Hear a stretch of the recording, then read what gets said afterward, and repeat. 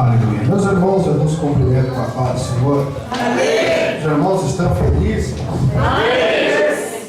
Aproveitando que vocês estão sobre os pés, abra sua Bíblia no livro de Abacuque, capítulo de número 3. Abacuque, capítulo de número 3.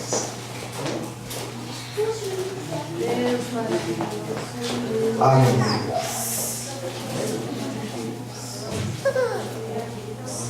Quem achou, diga: eu achei. Eu achei. Assim diz a palavra do Senhor. Oração do profeta Abacuque, que sob a forma de canto. Ouvi, Senhor, a tua palavra e temi. Aviva, ó Senhor, a tua obra no meio dos anos.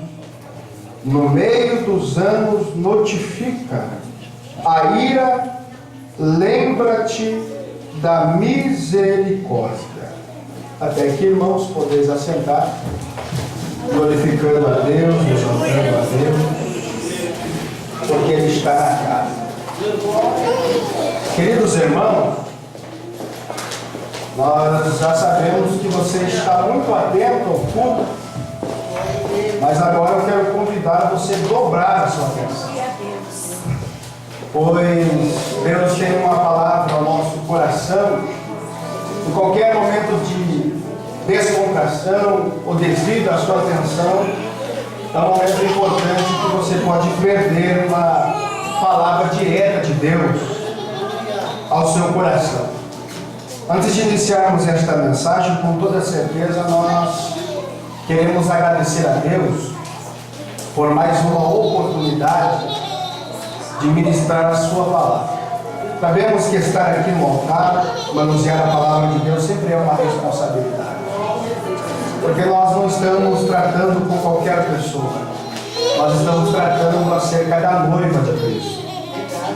Então, a Deus a glória, a honra pela oportunidade. Sempre dizemos, e não vou cansar de dizer, que alguns dias, e não por que dizer anos, estávamos caminhando para o precipício.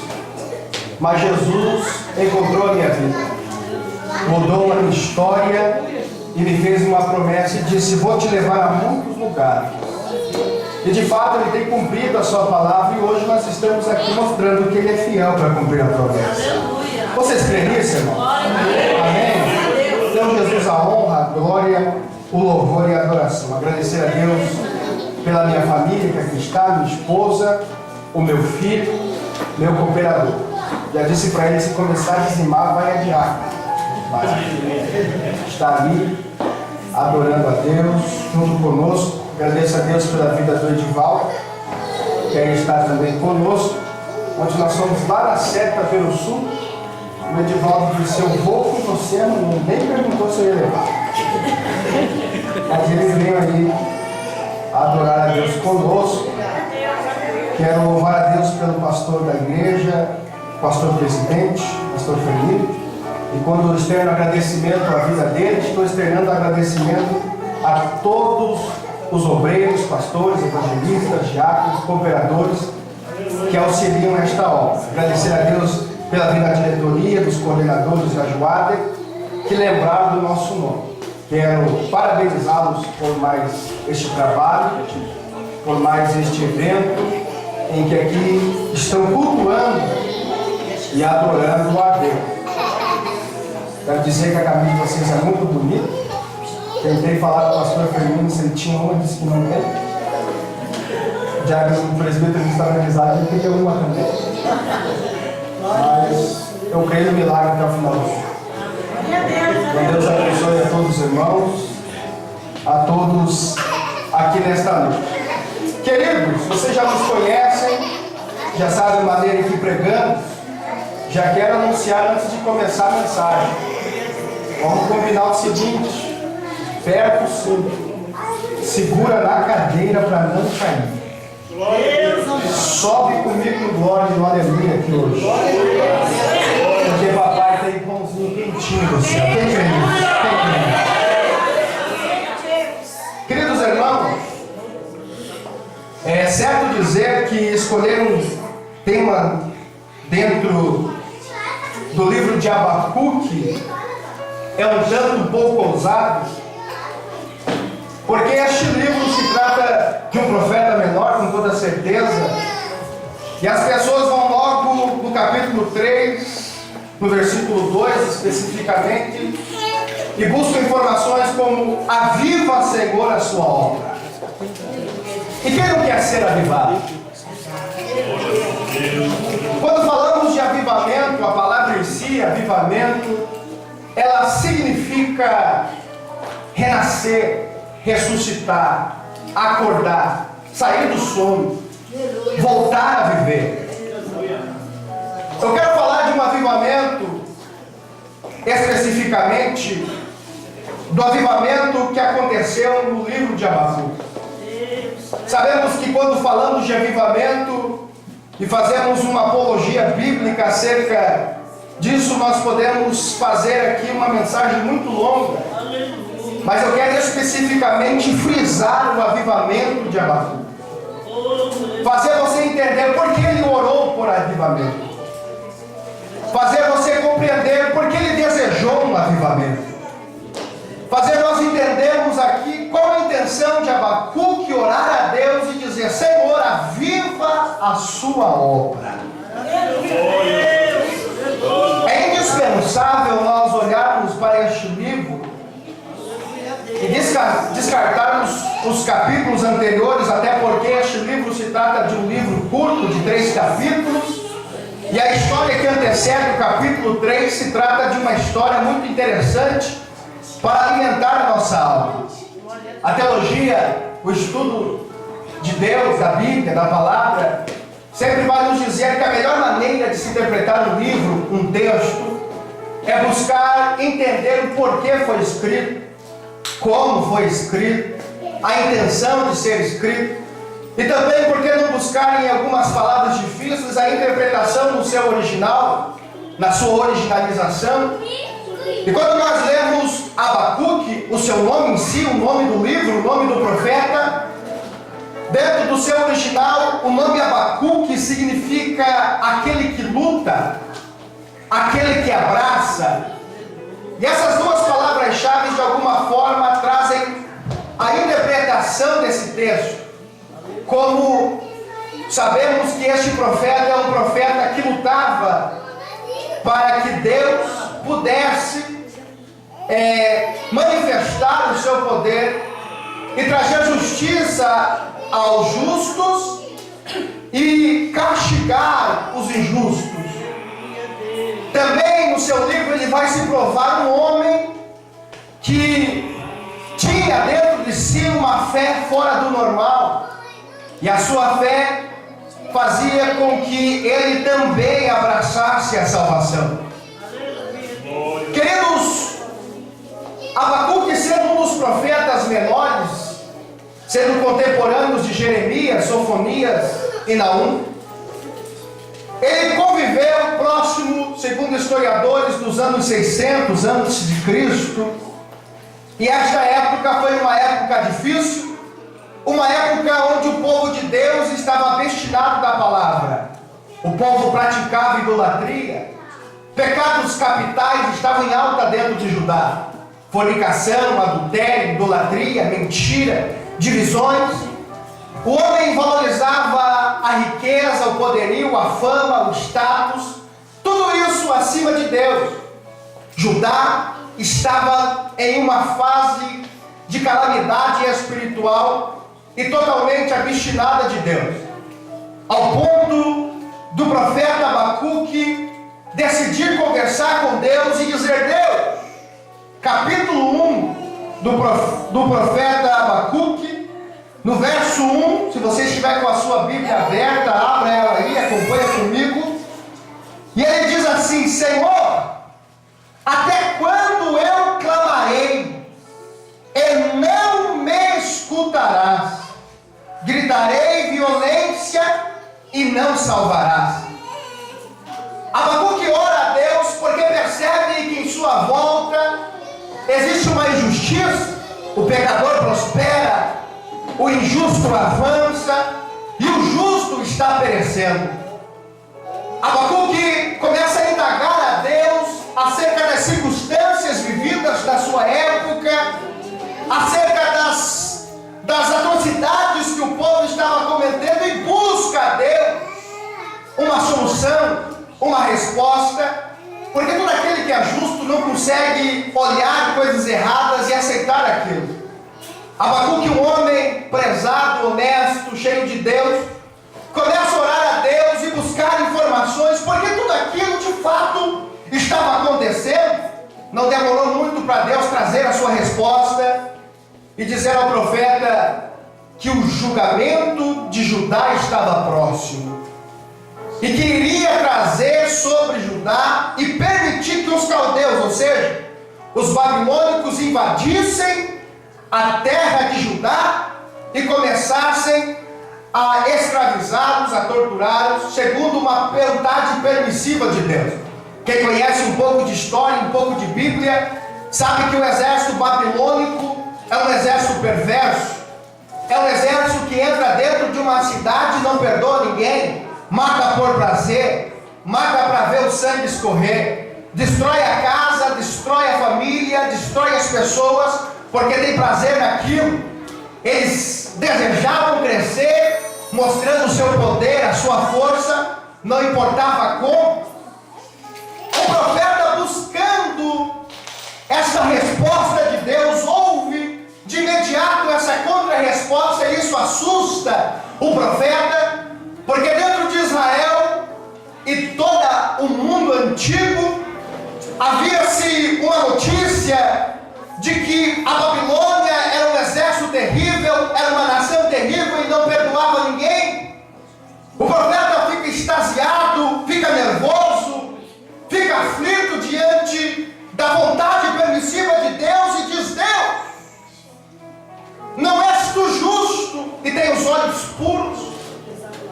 Como o Senhor permite uma nação impura, uma nação cruel, julgar o justo e o reto, como se estivesse indagando a soberania e a grandeza de Deus e dizendo: olha, Deus, tu é grande, Senhor, tu és soberano. Se o Senhor permitir que esta nação castigue Judá, eles vão matar a todos, e matando a todos, o pecado não vai parar.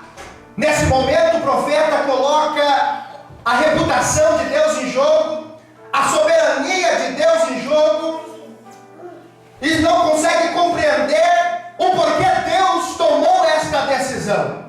Mas o que é lindo na Bíblia e nesse contexto que eu acabo de fazer é que ele vai com essa indagação do capítulo 1 até o versículo 17, e ainda ele não encontrou resposta, somente um prenúncio do futuro. Mas no capítulo 2, do verso 1, o profeta, sem respostas, ele diz: Senhor, sobre a minha guarda estarei, e sobre a fortaleza me apresentarei e vigiarei, para ver o que fala comigo e o que eu responderei quando eu for arguido. Abacuque disse: olha, eu não estou entendendo porque o Senhor decidiu isso. Eu não estou compreendendo porque o Senhor decidiu agir desta forma. Mas eu não vou questionar. Eu não vou abrir a boca para falar nada. Eu não vou falar porque eu não entendo. Não vou estender a mão porque eu não compreendo. Mas eu vou sair do meio de Judá e vou para a torre. Porque na torre é lugar de vigia. A torre é lugar particular.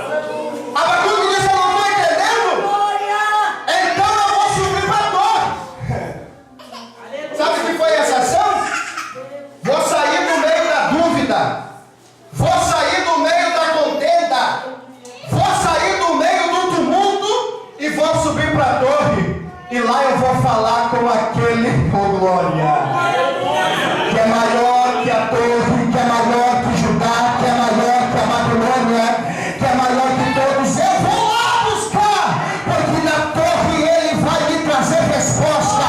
Ei, renovada, deixa eu te falar uma coisa aqui hoje. Jesus achou crente na curva. Ele está dizendo aqui agora: sai do meio do pecado, sai do meio da perseguição, sai do meio do tumulto. Se não sabe, não critica. Se não está entendendo, não fala nada. Sobe para a torre, vai lá, vai buscar a resposta dele, porque na torre tem resposta, porque na torre ele vai falar contigo. Sobe para a torre, vigia, oh glória. Pega assim na mão do seu irmão para ver se ele libera um glória, pelo menos. Pega assim na mão dele, pega, pode pegar. Pega na mão dele assim, dá uma mexidinha. É para incomodar, se ele ficar incomodado, é para ficar incomodado mesmo. Diga para ele: ei, vamos fazer o seguinte, vamos subir para a torre, vamos largar essa vida torta, vamos subir para a torre, vamos largar essa vida errada, vamos subir para a torre. Nós não estamos entendendo nada, vamos subir para a torre. Na torre Deus vai ter resposta, na torre Deus vai nos dar vitória, na torre a igreja vai crescer, na torre Deus vai prosperar, na torre Deus vai nos dar resposta.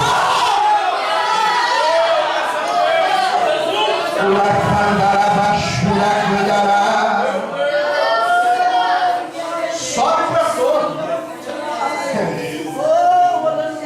Ó, capítulo 2, vem para a Bíblia, verso 1: sobre a minha guarda estarei, sobre a minha fortaleza me apresentarei. Ele disse: vou pro autor, vou ficar pronto para ouvir a sua voz. Ele disse: não vou falar nada. Olha o que ele disse: e vigiarei, com glória, para ver o que fala comigo. Duas fontes de interpretação: espiritual e material. De fato ele subiu para a torre. Espiritual: temos que subir para a torre. Sabe qual é o problema da geração de hoje? Fala demais e não sobe para a torre. Critica demais e não sobe para a torre. Quer saber muita coisa, mas não sobe para a torre. E Deus está dizendo: sobe para a torre hoje. Sobe para a torre hoje. Por quê? Porque a torre é lugar de particular. Quando você subir na torre, você vai ter uma visão ampliada. Você não vai ter uma visão torta. Você não vai ter uma visão desviada na torre. Você vai subir, vai estar preparado para aquilo que vai te atingir, vai estar preparado para aquilo que vai chegar. E quando aquele que é glória, que é dono da torre, decidir falar com você, você vai estar preparado, porque você decidiu subir para a torre.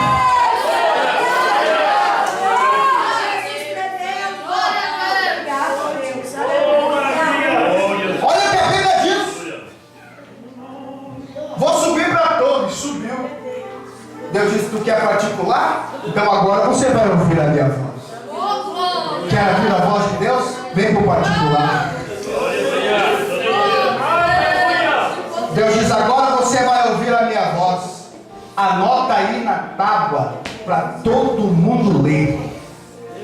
Oh, glória. Só faltou dizer para ele: sabe de nada, inocente. Não está compreendendo? Vou te ensinar agora. Escreve aí o que eu vou te mostrar agora. Versículo 4: e eis que a sua alma se incha, não é reta nele, mas o justo pela sua fé viverá. Deus está dizendo: ó, Abacuque, é o seguinte: os babilônicos vão vir, o julgamento vai chegar, mas é o seguinte: só vai pesar o jugo sobre aquele que não é justo, mas o justo viverá pela fé. Ou seja, aquele que acredita em mim sabe sou dono da porta, eu abro a porta e fecho a porta. Eu mando em cima, também mando embaixo. Eu sou maior que os babilônicos, eu sou maior que os gigantes, eu sou maior do que a prova, eu sou maior do que a dificuldade. Fica tranquilo, porque aquele que sabe que eu sou grande não vai se estremecer diante desse julgamento, porque o justo viverá. Glória, pela fé. Sabe o que Deus está dizendo? Você não conhece muito eu, Abacuque. Eu sou grande, filho. Quem tem fé em mim, sabe que eu sou grande. Quem tem fé em mim, sabe que eu tenho poder. Quem tem fé em mim, sabe que eu faço coisas grandes. Olha o que o salmista diz. Ainda que eu passasse pelo vale da sombra e da morte. Perceba, o termo ainda nos faz entender que ele não queria passar pelo vale. Ninguém quer passar. Quem quer passar por vale? Ninguém quer. Aonde o salmista escreveu isso, se tratava de uma região cheia de montanhas, e todo pastor que saía com o seu rebanho teria que passar ao léu dessas montanhas, sobre os vãos dessas montanhas que formavam vales escuros e perigosos, para chegar até outra montanha, e naquela montanha dar alimento ao seu rebanho. Ou seja, ele tinha que passar pelo vale, mas ele não queria. Mas eu acredito que nesse momento ele escreve, ainda que eu passasse, ele está olhando para o vale, pelo vale da sombra e da morte, olhando para o vale, olhando para o vale, e vai caminhando.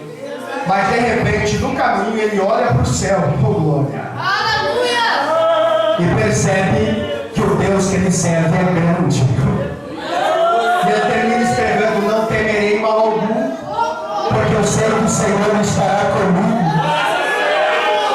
Sabe o que é isso? Enquanto ele olhou para o vale, ele temeu o vale. Mas quando ele olhou para o Deus dele, ele percebeu que o vale não era nada. Sabe o que Deus quer fazer com você? Segura aí. Tirar a visão do vale e colocar a sua visão nele. Porque quando você olhar para ele, você vai perceber que o gigante não é nada. Você vai perceber que essa porta não é nada. Você vai perceber que essa dificuldade não é nada. Porque Deus é maior. Porque esta palavra levanta a mão para o alto. Libera o teu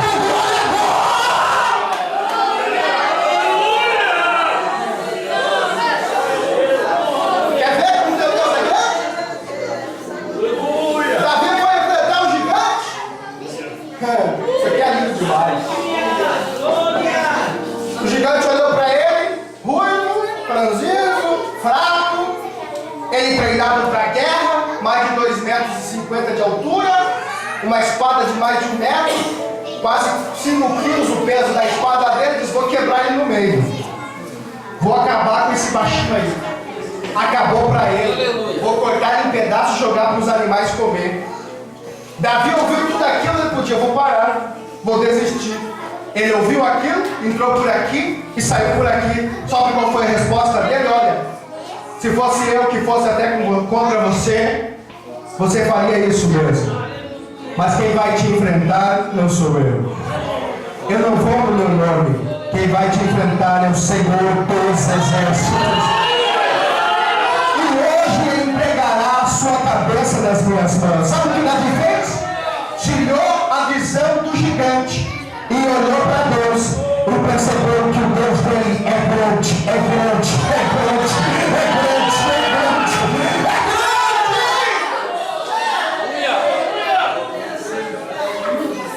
Deus está dizendo, rapaz, você não sabe de nada. O justo viverá pela fé. O justo confia em mim. Eu conheço ele me conhece. Ele não vai morrer no vale, muito menos na prova. Aí Deus vai seguir os capítulos e vai mostrar para Abacuque a situação da Babilônia. E diz, olha, fica tranquilo. Eu vejo o passado, vejo o presente e também vejo o futuro. Se a Babilônia plantou seio, eles não vão prosperar e rir da minha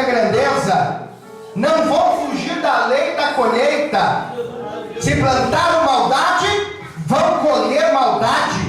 Versículo de número 9. Ai daquele que ajunta em sua casa bens mal adquiridos, para pôr o seu ninho no alto, a fim de se livrar da mão do mal. Versículo 12. Ai daquele que edifica a cidade com sangue, e perfuma a cidade com iniquidade. Eis que não vem do Senhor dos exércitos que os povos trabalhem para o fogo e os homens se cansem pela vaidade, porque a terra se encherá do conhecimento da glória do Senhor, como as águas cobrem o mar. Sabe o que Deus está dizendo? Fica tranquilo, Abacuque, eu não passo a mão em ninguém. A hora da Babilônia vai chegar, a casa deles vai cair, o meu poder vai vir, e eles não vão dar risada de ninguém, como se estivesse dizendo: fica tranquilo, porque eu estou com tudo na minha mão, o controle é meu, o poder é meu, a glória é minha, e a hora da Babilônia vai chegar. Ai, meu Deus do céu!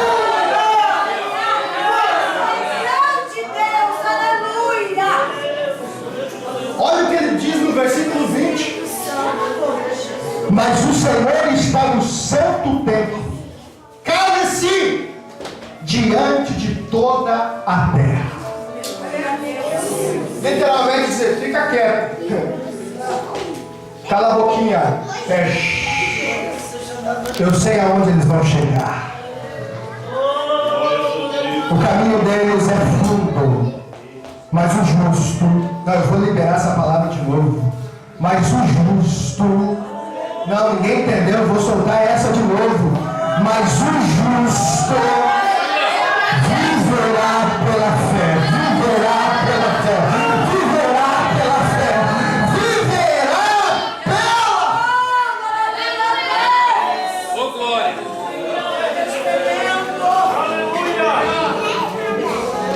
Aí Abacuque entende a soberania de Deus, compreende, porque a grande indagação do homem é tentar compreender o porquê. Aí Deus lhe dá uma resposta e ele entende que tudo está no controle de Deus. Ele entende que tudo está sob o domínio de Deus. Ele entende que tudo está sob a proteção de Deus. Aí sabe o que ele diz? Ouvi, Senhor, a tua palavra, ô glória, e eu temi, como se estivesse dizendo: Senhor, eu orei, ouvi a tua palavra, não estava compreendendo porque o Senhor iria fazer isso, mas ele diz: Senhor, aviva a tua obra, como se estivesse dizendo: eu agora compreendi que o Senhor é soberano, manda em cima, manda embaixo, mas os olhos do povo estão fechados, então faça a sua igreja abrir os olhos, para que eles possam viver revelação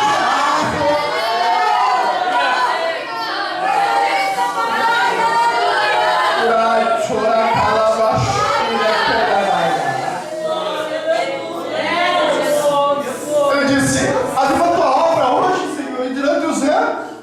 Irmão, lê atentamente o livro de Abacuque em casa. Esta oração do capítulo 3 se trata-se de um cântico. E quando nós vamos analisar versículo após versículo, Abacuque vai fazer menção do chamado de Moisés em cima do Sinai, do Monte Moriá. Abacuque vai fazer menção do mar se abrindo. Abacuque vai fazer menção do dia em que a terra parou para que Josué pudesse vencer a guerra. Como se estivesse dizendo: Deus, tu é Deus que chamou um justo para livrar o seu povo. Tu é Deus que abriu o mar para o seu povo passar. Tu é Deus que parou a terra para que possamos vencer a guerra. Então, assim como tu era Deus de ontem, é Deus de hoje, é Deus de amanhã, eu creio que o Senhor não vai nos desamparar, mas o Senhor vai fazer o povo abrir os olhos novamente. O Senhor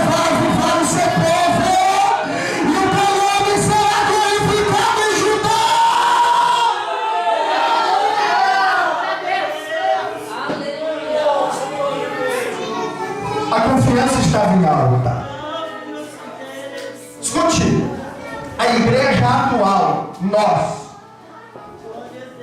Brasil, precisamos de um avivamento. Nossa, pregador, não estamos vivendo um avivamento? Segundo a mídia, o número de evangélicos cresceu mais de 40%, está chegando em 50%. O Brasil cresceu em números. E alguém está dizendo, nunca o IBGE, nunca o povo na televisão se preocupou tanto com os evangélicos. Eles cresceram em números. Estamos vivendo um avivamento. Que avivamento? Crescemos em número, mas perdemos qualidade. Todos os avivamentos gerados na Bíblia e também os fora da Bíblia, como os avivamentos feitos através de John Wesley e outros homens que tiveram um grande chamado, o seu avivamento teve impacto na sociedade. Nunca houve tanta corrupção como está havendo no nosso país. O nosso país está sendo invadido pela doença do século. 30 milhões de brasileiros vivem a famosa depressão. Pessoas se matam porque não encontraram consolo na fama, no status, no dinheiro, na posição. E a igreja está dentro dos seus grandes tempos. Ontem nós fomos pregar um grande tempo. Está grande, está formoso. Mais de 500 membros. Assim como muitos templos que tem por aí. Mas só querem crescer em questão de estrutura, se preocupando consigo mesmo.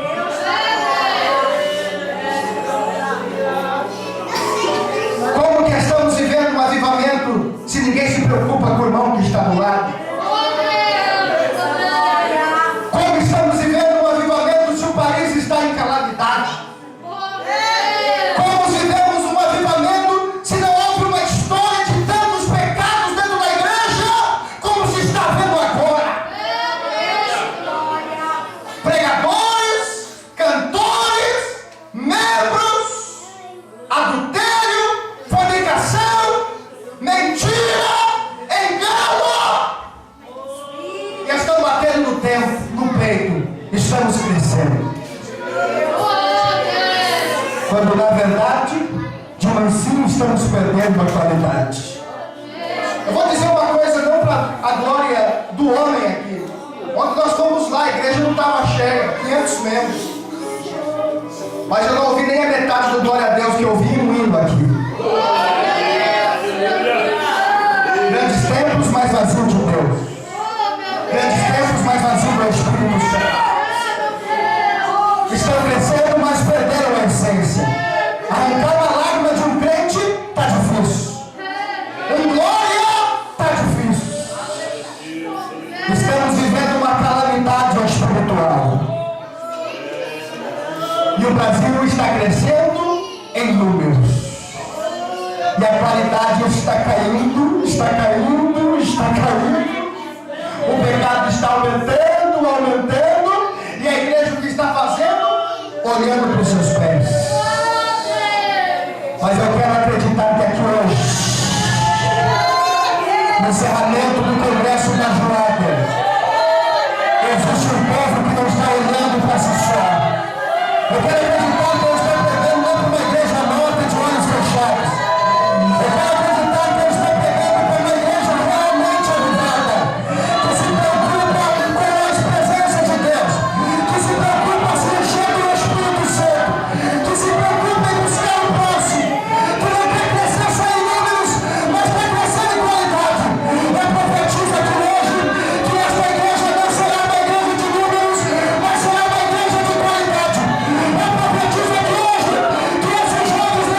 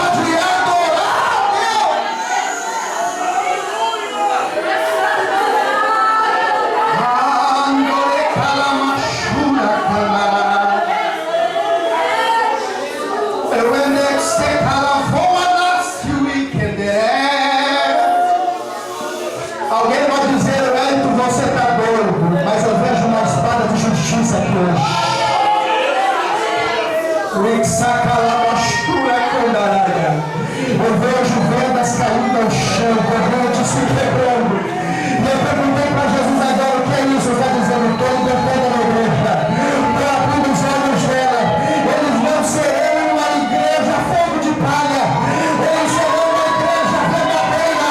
Uma igreja que vive o verdadeiro avivamento. Hoje eu abro os olhos da minha casa.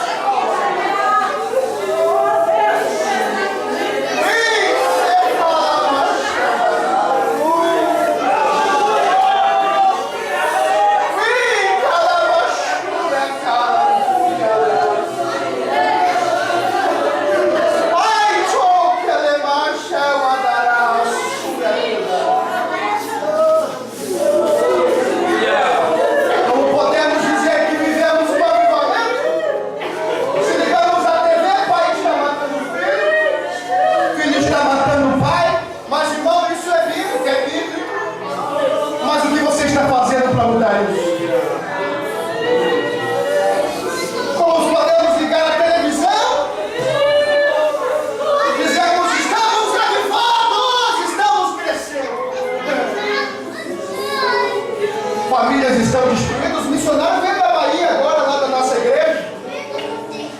Quando estão chorando, dizem: quando estamos em grande templo aqui, estou ouvindo uma grande orquestra, estava lá da Bahia, fiz 2 semanas de oração para livrar uma criança de espírito de demônio.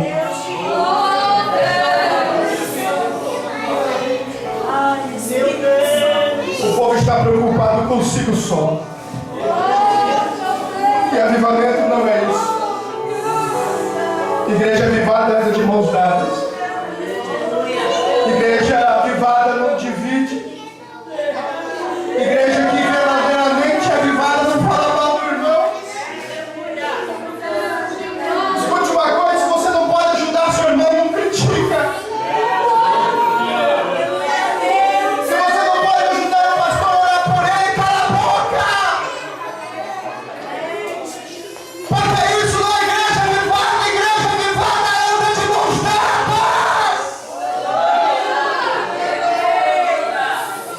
Mas hoje, o irmão caiu, bem feito, estava em pecado. Está difícil estender a mão e dizer: ô querido, eu vou te ajudar. Você caiu, mas eu vou te ajudar. Está difícil de olhar para alguém e dizer: ô querido, está uma bagunça na sua casa, mas eu vou lá fazer uma campanha, viu?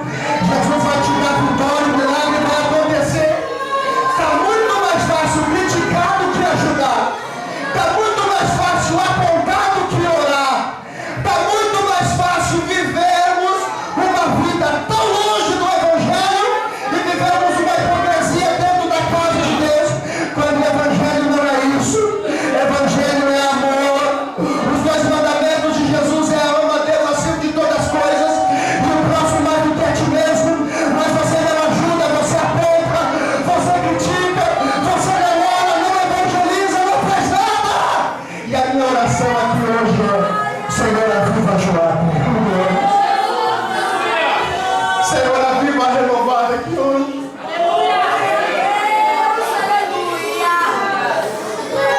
Pega esse na mão do seu irmão, faça isso. Fecha os olhos. Fecha os olhos, por 23. Sabe o que você está fazendo agora? Está óbvio, está de mão dada. Mas Deus está mandando dizer agora assim: diga para a minha igreja que só assim eles vão crescer.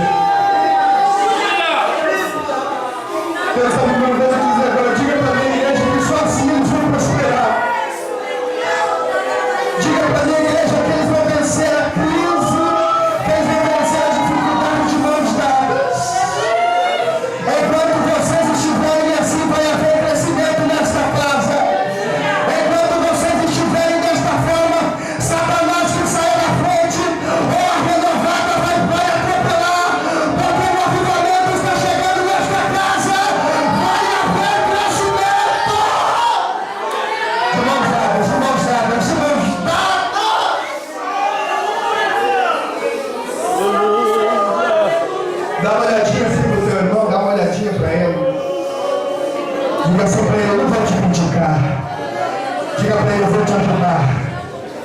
Diga para ele, se você cair, fica tranquilo, eu vou te estender a mão.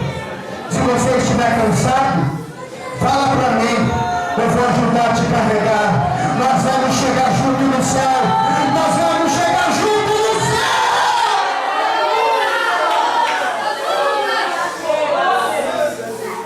Ô glória! Ô glória! Sabe qual foi o compreendimento de Abacuque? Foi o mesmo que Jó teve. Compreendeu a soberania de Deus. Jó estava indagando a Deus, capítulo 38 de Jó, dizendo por quê, porque daquilo, porque isso, porque daquilo, porque isso.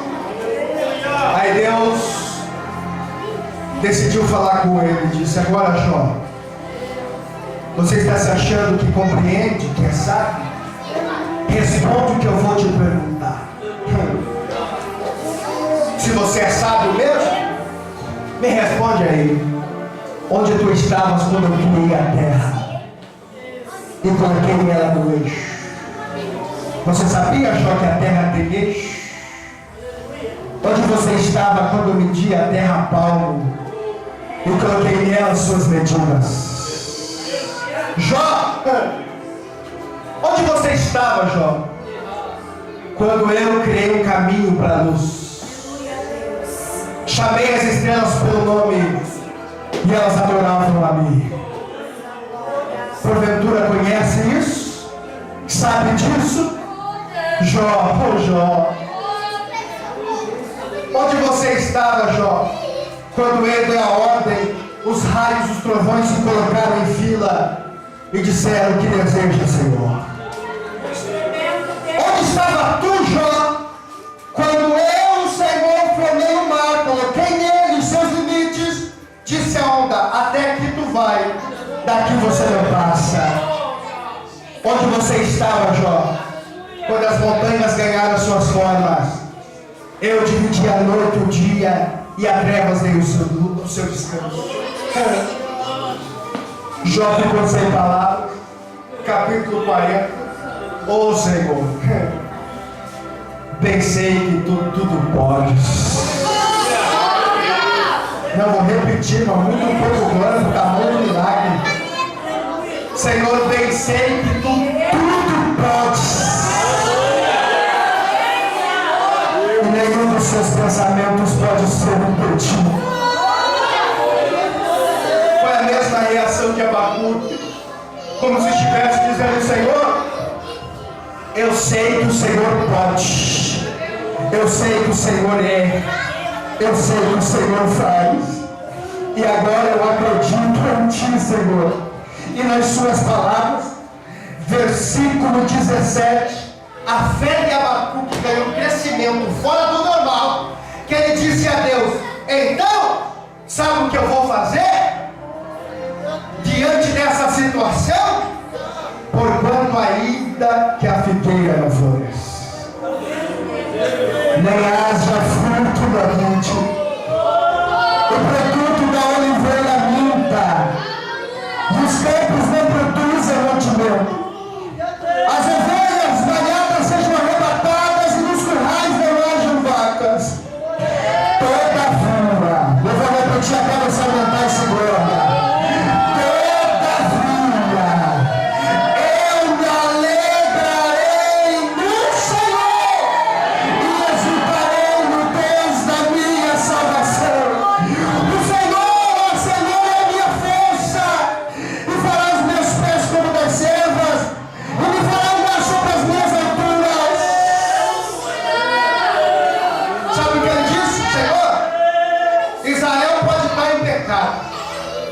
Judá pode estar sob jugo. Nós podemos viver umas aflições, as dificuldades, mas eu, mesmo na crise, estou nem aí para ela. Eu me alegrarei. Alegrar no original não é alegrar, estou triste, estou alegre, não. No original, alegrar significa: se a crise vir, se faltar fruto, Se a fome apertar, se a dificuldade vir, eu estou nem aí, eu vou pular. Oh, glória! Eu vou repetir, eu vou pular, eu vou girar, eu vou correr, e eu vou exultar no Deus da minha salvação. Porque eu sei que Ele não me abandona, porque eu sei que Ele não me deixa ser. Escute algo. Enquanto você se preocupar com tudo isso, você só vai encontrar problemas. Mas quando você compreender a soberania de Deus, já ouviu aquilo? Ele escreve certo por linhas tortas. O meu pastor diz assim: Deus complica, depois Ele explica, porque complicou. Entendeu? Nem eu. Mas é assim que Deus faz. Enquanto você não está compreendendo, não baixa a cabeça. Não se sinta um miserável. Não se sinta um abandonado. Não se sinta um só. Saiba que o Deus, o glória, Criador do céu e da terra, é Deus que tem a sua vida nas palmas da mão dele. Continua adorando aqui, porque enquanto você adora, você declara para Ele que Ele tem domínio. Enquanto você adora com a porta fechada, você está dizendo